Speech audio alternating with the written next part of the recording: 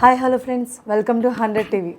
ఈరోజు మనతో ఉన్న గెస్ట్ మహేష్ గారు, సీనియర్ జర్నలిస్ట్. నమస్కారం అండి. నమస్తే. ఏపీలో సైక్లోన్ ఎఫెక్ట్ ఎలా ఉండబోతుంది, దాని పేరేంటి?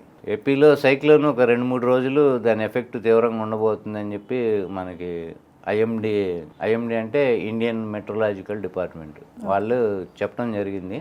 దాని తగ్గట్టు నేవీకి సంబంధించి అంటే కోస్టల్ ఏరియా కాబట్టి ఇదంతా బంగాళాఖాతం, బే ఆఫ్ బెంగాల్ ఎఫెక్ట్, అక్కడ ఉన్న అల్పపీడనం వల్ల ఈ ఎఫెక్ట్, సైక్లోన్ ఎఫెక్ట్ ఇదంతా ఏంటంటే కోస్టల్ బెల్ట్కి ఉంటుంది. కోస్టల్ బెల్ట్ మీన్స్ మన తమిళనాడు, ఆంధ్ర ఇట్లా కోస్టల్ బెల్ట్ ఏదైతే ఉందో ఆ ఏరియాస్ మొత్తం ఎఫెక్ట్ అవుతాయి.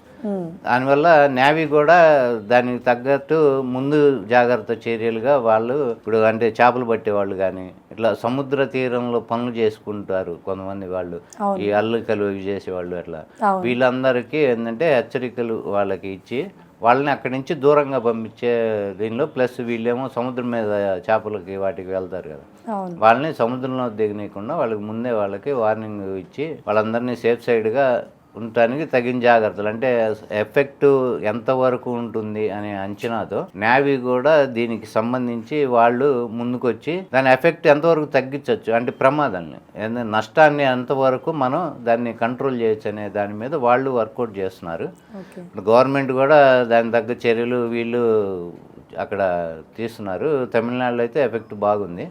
ఇప్పుడు ఇది వచ్చి దీని పేరు వచ్చి ఫెంగల్ తుఫాన్.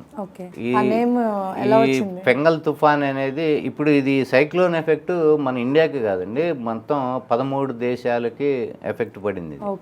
అంటే ఈవెన్ పాండిచ్చేరి మన వైపు చూసుకుని తమిళనాడు, పాండిచ్చేరి, ఆంధ్రప్రదేశ్ ఇట్లాంటి కోస్టల్ బెల్ట్ అనుకున్నాం కదా, అలానే 13 దేశాలకి ఎఫెక్ట్ ఉంది.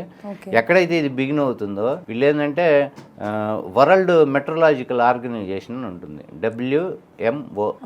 అంటే ఇప్పుడు మనం ఇండియన్ మెట్రలాజికల్ డిపార్ట్మెంట్ ఎలానో వరల్డ్కి అట్లా వరల్డ్ వైడ్.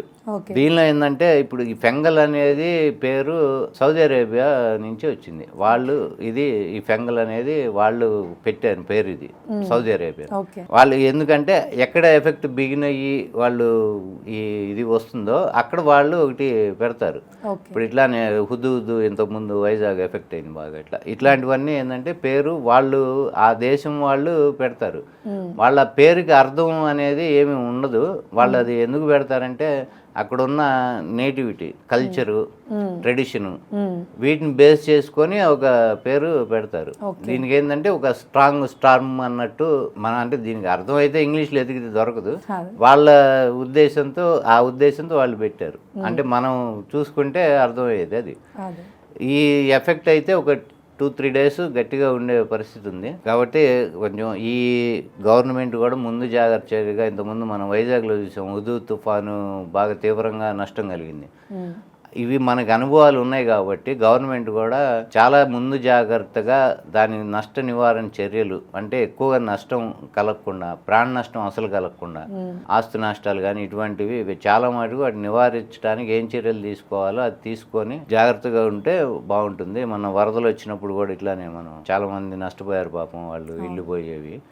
అక్కడ దాకా పరిస్థితి తేకుండా వీలున్నంత వరకు ముందు జాగ్రత్త చర్యలు తీసుకొని ప్రజల్ని రక్షిస్తే మంచిది.